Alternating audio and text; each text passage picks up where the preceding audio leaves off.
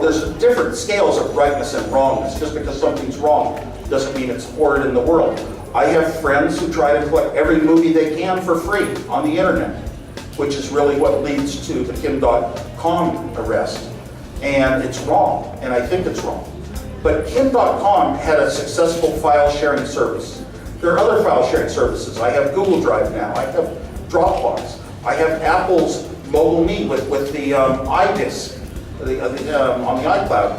And I have used all of these to upload files of my own creation and share them with other people. So there are legitimate uses, like in the old Betamax case, there were legitimate uses for a VCR besides copying.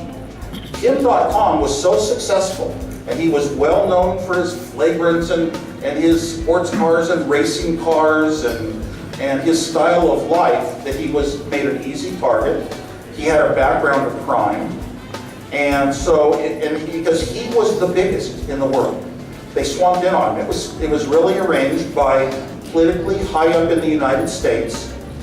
Kim himself feels that it was so that by our President Joe Biden, so that Obama could seal his contracts and get money from the movie studios.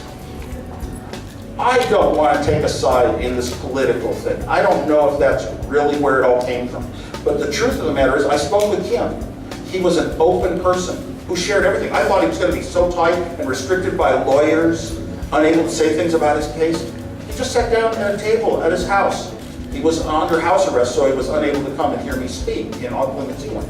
And he spoke freely about his case, and the problem is, first of all, what he did, he went beyond anything you'd ever think was possible. He gave the recording studios the right to remove any link to a file on his service.